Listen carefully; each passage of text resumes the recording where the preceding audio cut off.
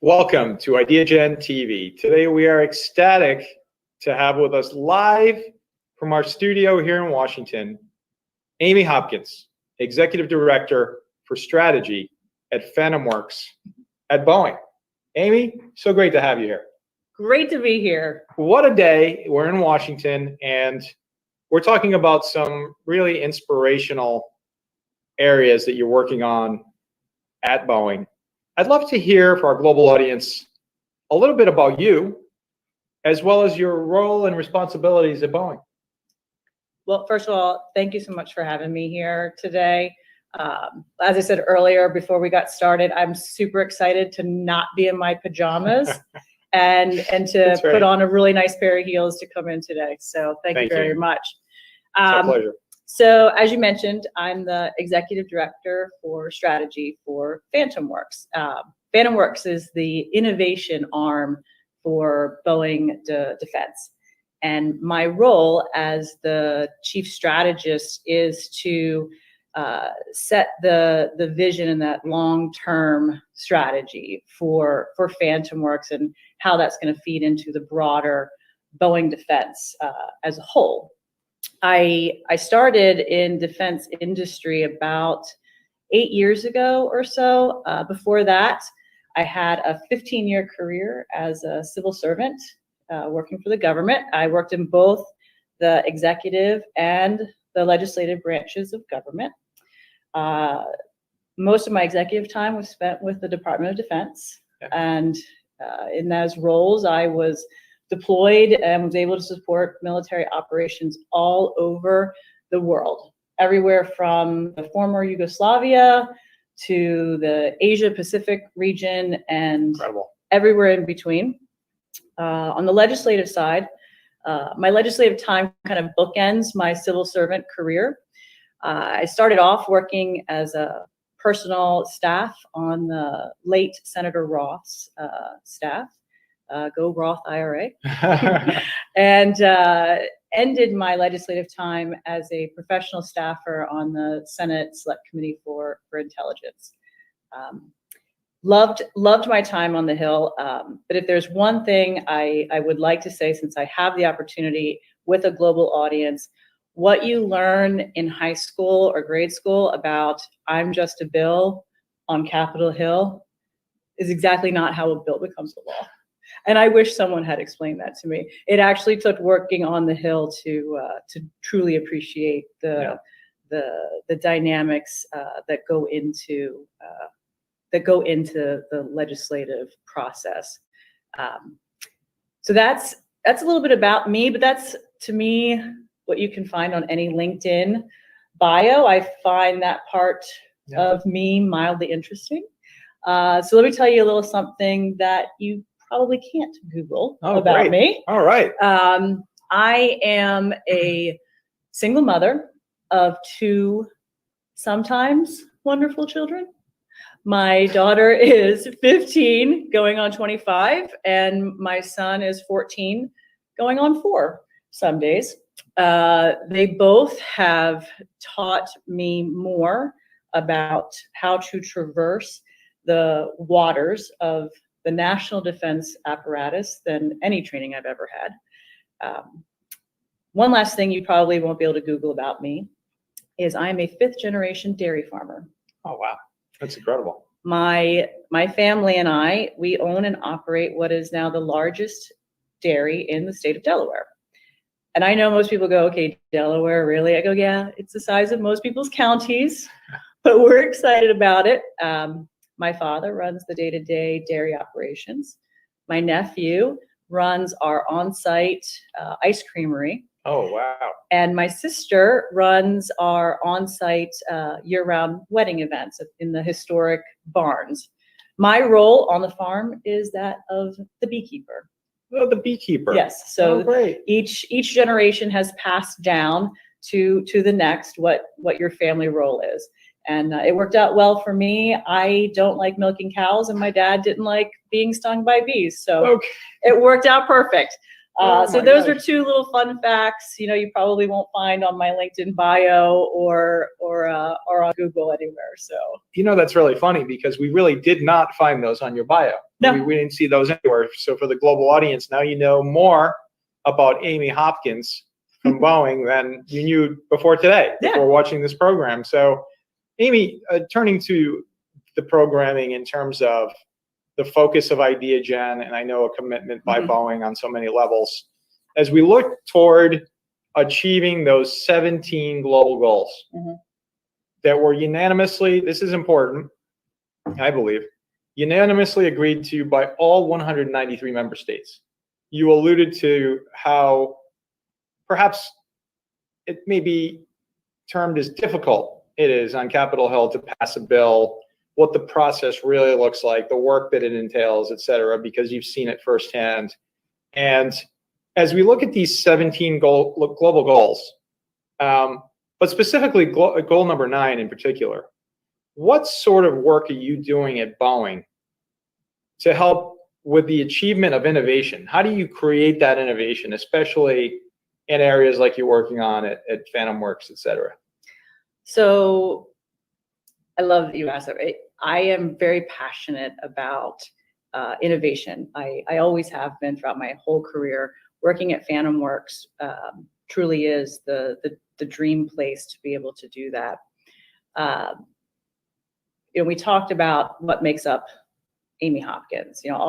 All of these different experiences that I have had in my life are part of the different perspectives that I bring to the role, and it's something I like to call it's that power of the different perspective that you bring. So as the chief strategist, my role at Phantom Works is really to set that environment so that the perspectives, those powerful perspectives of many different people can be brought to bear to solve some of the nation's hardest problems. So again, as that strategist, my role and what we're really doing at Phantom Works, what I'm specifically focused on, I like to think of in terms of a vision flag. My job is to make sure that vision flag is set, not too close, because if you set that flag too close, you run the risk of not really achieving your strategic goals. But if you set it way too far out, nobody can really see it, and they're not sure where they're headed. So it's that balance of setting that vision flag, firmly planting it, and then communicating out to the rest of the organization. Now you can focus on your goals. And again, the goal of Phantom Works is to be that innovative arm to bring all these different perspectives together that can then fuel the fire and allow the innovation to happen. So that's really what we're doing, is setting the environment for the innovation to happen. Right. Because you can't go innovate. Yeah. Where do you begin? Where do you start? You can't direct it. Right. But as leaders, we have to set the environment so that it can naturally occur. That's, for our global audience, I mean, that is a perspective that I think is so powerful that you just articulated, because in the conversations that we're having daily and the thousands of interviews that we've done, I think we're starting to see an emerging pattern or thread that is really focused on all of the issues relating to what's happening across the planet, especially with the global pandemic. And as it's been described, if you can't see it, you can't even begin to reimagine it, which is what you just described in a very articulate way.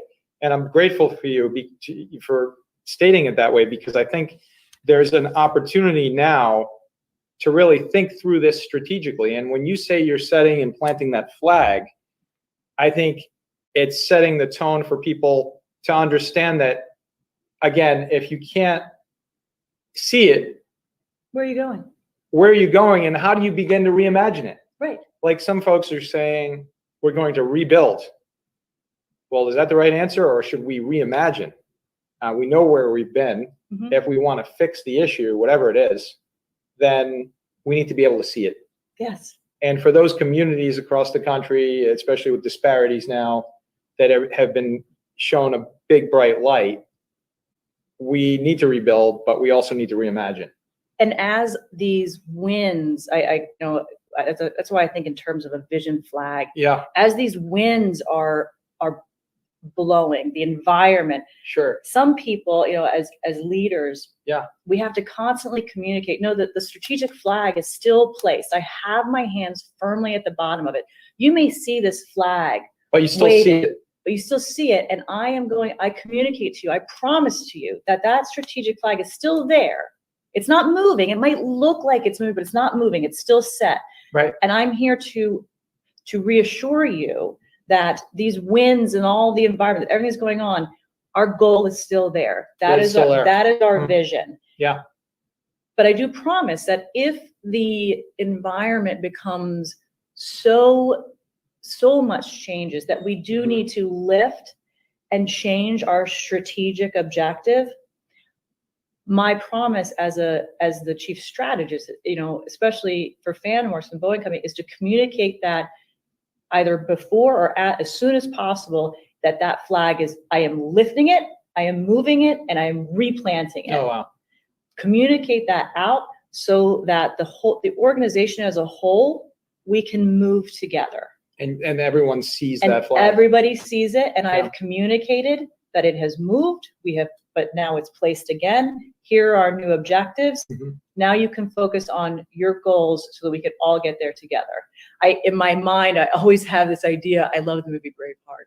It's like they're all standing there at the top of they have to take this objective. Right. And, not that I have my face painted half blue or anything, but, you don't want your forces off going in different directions. You want everybody working together. So interesting, because I think it makes me think of a golf analogy, right? The flag. And you're moving toward that flag. And even if it's raining, even if it's foggy, and you can't quite see it perfectly in the distance, you still know where it is. Yeah. And on golf courses, they move the flag occasionally. Where's the pin today? Is it over there? It's a great analogy. You got to know where it is before you get started. You got to know what it is before you get started, unless it's a dog leg right. Oh, then you have a problem. You can't see the flag at all. So, yes. So you use the phrase "setting the environment." Could you share some examples? Absolutely. So I like to come back to, again, one of the fun facts you can't Google about me, about being a mom. For me, I was struggling when I first became a mother. I was worried about, was I going to have, do right by not only my career, but my children. And it began to dawn on me that as I was going through all these different stages of my children's lives, I looked at it as they were training modules. There's the newborn module, there's the toddler module, and all of these provided me with that perspective and to be able to value it in others as I was going through it. The newborn years to me directly translate to, you're making life and death decisions on very little sleep. Yeah. That what great training you needed working in support of military operations in the Department of Defense. The toddler years, for anyone who has chased after a toddler, that's managing chaos. There's that training module. I'm only now into the teenage module. I'm sure it's going to provide me with a lot of wonderful training. But that power of perspective, being a mother provided me with a greater capacity to love and a greater capacity to lead. And those two things together, I thought were, that's a powerful perspective. So how do I now make sure that the environment I set for others who are going through this can bring in their unique perspectives? So so it's a long way of me getting around to an example is when I'm pulling teams together, I look for every different type of perspective, every different type. There's so much strength there in that diversity of your life experiences that it brings to the table. So I love to put my teams through a strength finders exercise, because I like to find teams of people who are exactly not me. I'm good, or maybe like one other person like me, but the last thing you want is Sure. 10 people just like you on That's a right. team. That's right. You're not going to get any, you're not going to have any diversity of thought. You're not going to have any diversity of approach. And without that, innovation can't be fueled. That's right. It's like team of teams with John and Crystal. I mean, it's, I think it's important to have diverse teams and you pull together strength across the board from various personalities and capacities and training and education and where you're from and everything else. So it gives you deep perspective, doesn't it? Which is why you have to dig harder and further than just someone's LinkedIn bio. Interesting. Well, as we found out today, I mean, who would have known? That's right. Who would have known? No one would have known. No one would have known. And that's something I always challenge other leaders in other industries. It's not just the defense industry, any industry. Any industry. When you're searching out folks and looking for the right teams to pull together, we have to dig deeper than what's on the resume. That's right.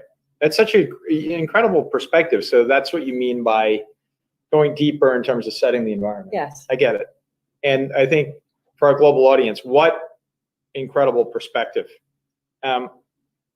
How can someone take the step, that first step, to set that environment, to allow for that innovation to happen? So first and foremost, I foot stomp this. I jump up and down about this. You have to recognize your own cognitive biases. We all have them. Every single human on this planet has biases. It's the marinade you grew up in. You're going to be biased. And when you say that's experiences? It's experiences. Yeah. And it's cognitive and it's unconscious sometimes. Right. Because you've watched a movie and you now have a perspective on how someone who does cyber attacks operates. So now that's your view of how it works. If you write a novel, it's fiction, and it's fiction, obviously, novel. You write a novel, what is it based on? And it goes back to what you're doing, which I find fascinating, which is that in order to reimagine, you have to have seen it. So if you translate and flip it to experience, then you're living with all this collective set of experiences. Your in your marinade. Head. It's your marinade. Right. What flavors you? So it's really, it's really an interesting way to look at the experiences shape your perception. It does. And we have to be cognizant of this. We have to be conscious of it. I do it every single day when I meet someone new, when I walk into a room to have a meeting. It's so easy for us to let our cognitive perspective or those biases take over. We can't let that happen. And it has to be something you work on every single day. You have to change that. And for me, the way I've been able to change it is go, what is the power of their perspective? Interesting. Yeah. I want my perspective to be seen and heard, because I think I have a powerful perspective. And if I do, every other person in that room, every other person in that meeting, you name it. So I try to tell myself when I can feel that cognitive bias starting to take over, what's the power of their perspective? So interesting. Stop and listen, and you'll hear it. And it also goes to, we're hearing a lot on empathy. It's a word that is being used a lot today, and I think it's a powerful word. But I think what we all need to think about with empathy is it's not sympathy. No. So I think in some ways it's sometimes confused as being sympathy. But what you just described is true empathy, is you're stepping into someone else's shoes and perspectives to allow them to articulate what they see, feel, think, have heard, etc. And out of that, I think comes some of the greatest solutions. And by the way, some incredible innovation. Yes. To be able to step back and listen.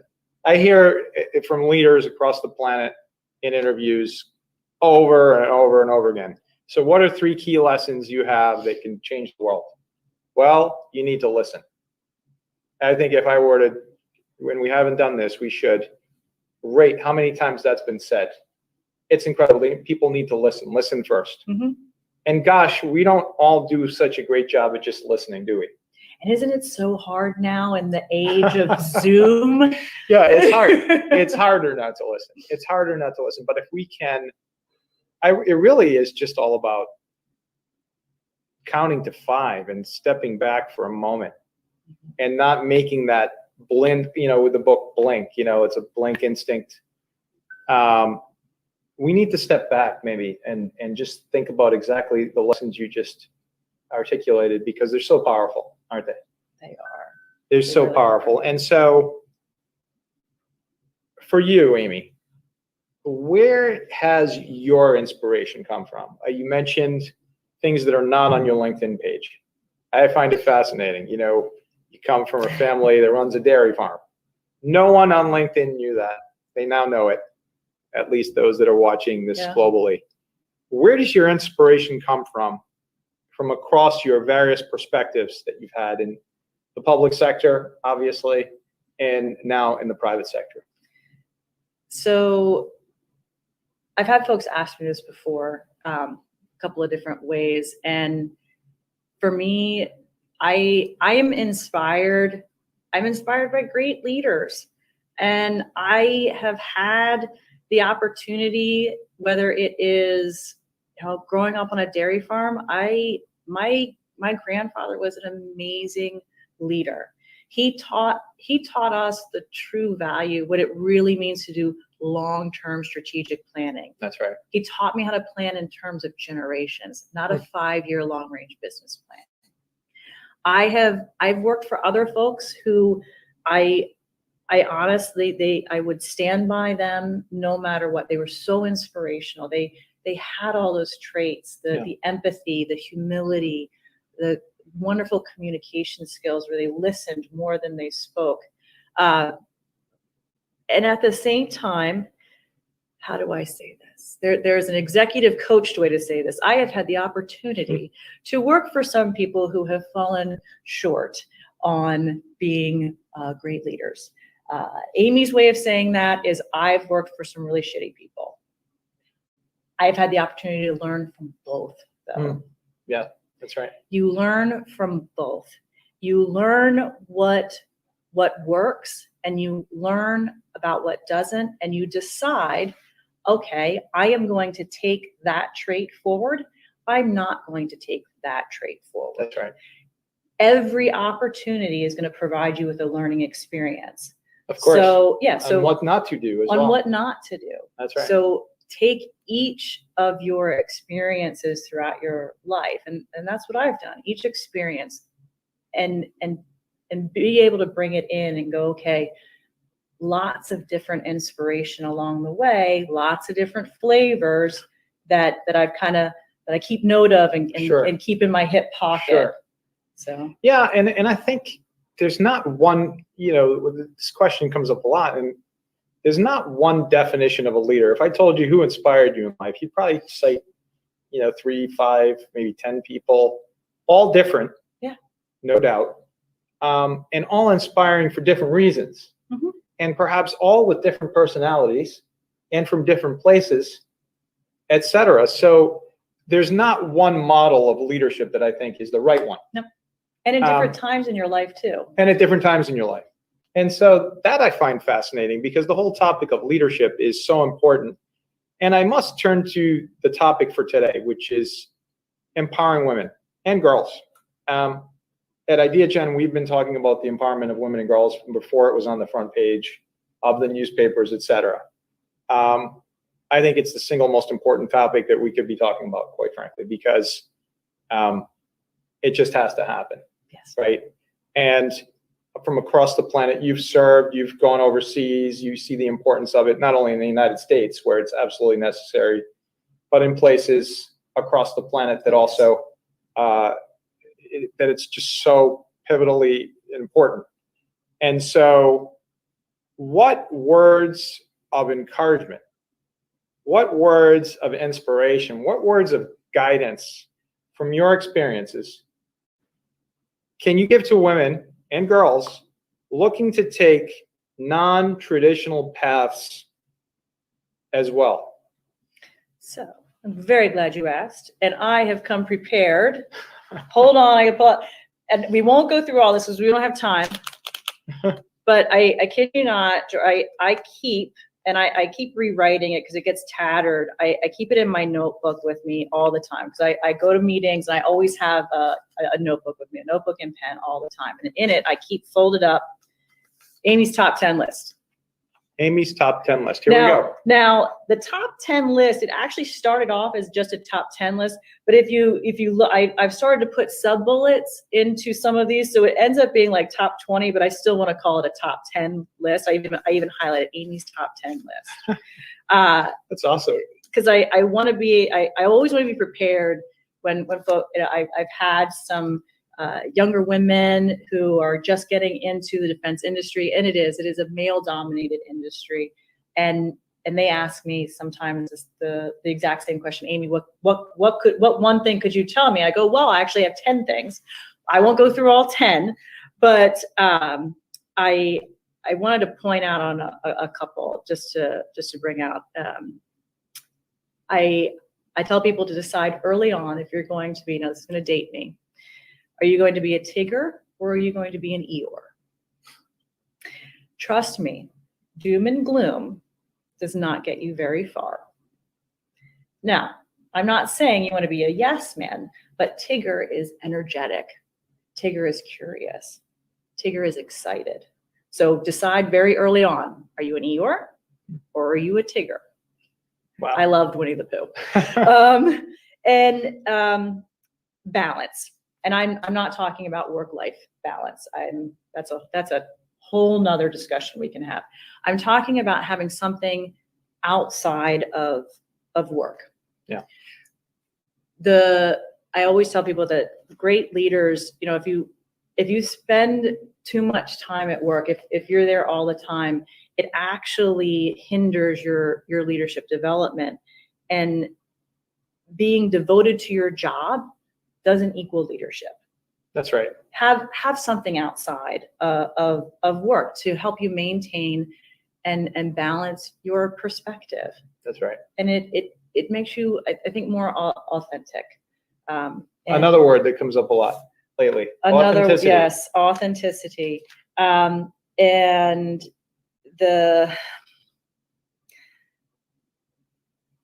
I think the last thing I would say, of my top 10 list, one of the things that I value most of all, and even though this is number 10, I don't think it's the least important, that I would pass on to any, especially the young women out there, is that no one I lead works for me. I work for them. Servant leader. And you must always, you have to share those victories with everyone, but only you can own the failure. That's right.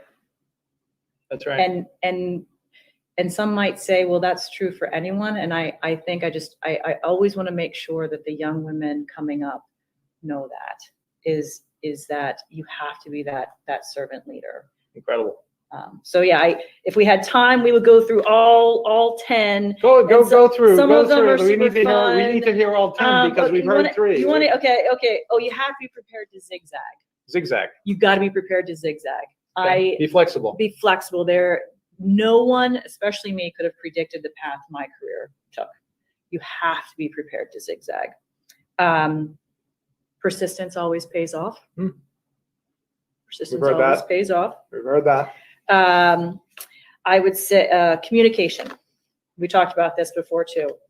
Listening skills are the most important part of effective communication. Yep. I have a little star here on this one.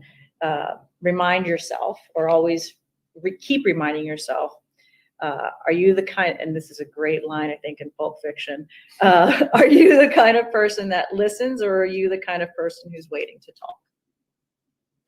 Powerful. It's not what you do, but how you do it sometimes. Details. So what sometimes makes you, and I tell my kids this sometimes all the time, it wasn't what they said, but it was how they said it. It's the tone in which you say it. So it's not always what you do, but how you do it at the end of the day. That's right. Is almost more important. So Getting the job done, but doing it in a way that hurts others, unacceptable. Unacceptable. Absolutely unacceptable. Ethics. Yes, and rule that's of law. There you go. Number 7. You must always have the highest commitment to ethics. Yeah. Always, without fail. The last 2, you have to be competent in your job. Being a quick study is one thing, but it only goes so far. Learn your stuff. And to me, as a woman in the defense industry, I don't know if it was just my perspective, but I wanted to earn the respect of my peers. Sure. And to do that, you had to know your stuff. I had to prove that I belonged in that room. I belonged in that conference room, even though I was the only woman in there. Incredible. And you had to know your stuff. And lastly, trust has to be earned, and you earn that trust by empowering your people. Amy's top 10 list. My Amy's gosh. top 10. That alone was inspiring. Keep it in my pocket. The rest of the conversation, we turn to the global situation that we have. Yes. Whether you refer to it as COVID-19, or you call it the global pandemic, or you call it the hidden enemy, it's all of the above, right? And so how do you feel, Amy, that this global situation has impacted our progress toward achieving these 17 global goals by 2030? So I don't think we've begun to truly understand how it's going to impact us, either negatively or positively yet. I think it's still, even though we're all exhausted by it right now, I think it's too soon to tell. I think, sitting here in Washington and thinking about diplomacy and thinking about, the lobbying world, which is so important. I know it's, been, in some ways looked at negatively, but I think it has an important role for the important issues like cancer research. Mm-hmm. Those lobbyists that go up every day to lobby for more funding for cancer research, that's lobbying. Mm-hmm. It's just so much more difficult, I think in a hybrid situation, fair. I know you, I can, jump on a Teams call or Zoom or whatever. But if I don't know you and I've never met you, I think it's a little bit more difficult to create that. So impersonal. It's a little bit more impersonal. And so I think, at least my prediction is, perhaps in a post-pandemic world, that we'll go back to meeting in person, but we'll take advantage of this incredible technology that we've now accepted. I think it is great. And that is one of the wonderful things that I have seen is, especially as a working mother. And I know that there's a lot of us out there, working parents, period, working mom, dad, single parent, for so long, for the last, decade or more, we've been struggling with this idea of working from home. That's right. Well, if there is one really awesome positive thing that this has shown us, we can all do it. That's right. We can do it, and we can thrive. Yeah. And so let me ask you a follow-up to that. I'm just curious, from your vantage point, do you believe we've seen the trajectory of everyone almost immediately going into across the planet, going into working from home. Do you believe, and this is just a question, you may or may not know the answer, that productivity, how does it affect productivity? I know at the beginning we saw tremendous productivity. Does it level off? Does it slide down? Does it change the way you manage, for example? I would love to see some analytics on that. I mean, Yeah. I'm a analyst by trade. I want to see the data. I want to crunch it because I know what I think. I know what I feel. I think it's going to level off, but I don't know how it has changed me. I've had to adjust. I used to fly to see my teams all over the country all the time. Right.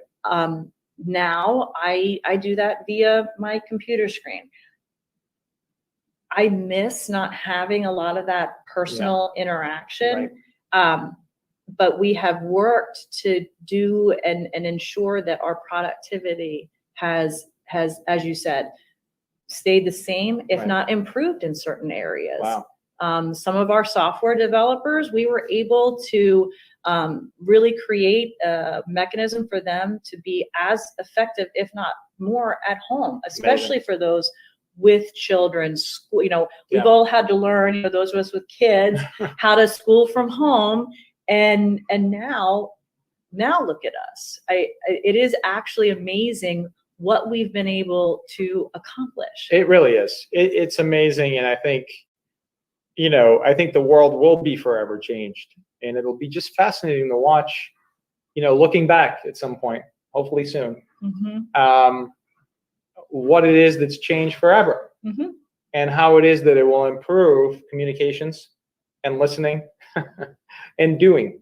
So these remain to be seen. So, Amy, if I were to ask you as a closing question, what is your post-summit ask for our global audience? I have two answers to that. I'm going to take advantage of the opportunity. My first would be to, especially to the young women out there who are maybe just getting started in any industry. Don't waste your time trying to find someone who looks like you, who talks like you, or who you want to try and emulate. For too many years, I looked for that woman, and I never found her. And I very quickly had to realize I had to become the woman I was looking for. Don't waste your time trying to find her. Be her. If not for you, but for all the other women who are coming up behind you, especially in an industry that is dominated by men. So that's number one.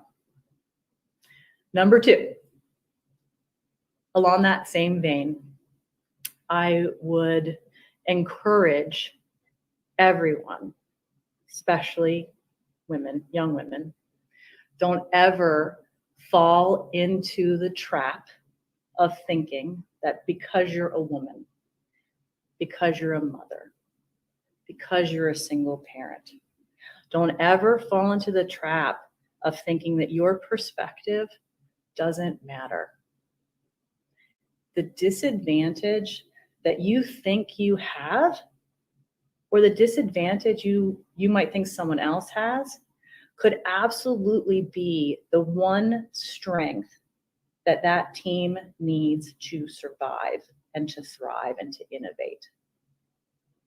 Don't fall in the trap. What a powerful closing. Amy Hopkins, Executive Director for Strategy at one of the coolest named organizations within a company that I have ever heard, Phantom Works, at Boeing. Thank you so very much. Amazing. Thank you very much. It was my pleasure. You are changing the world. Thank you.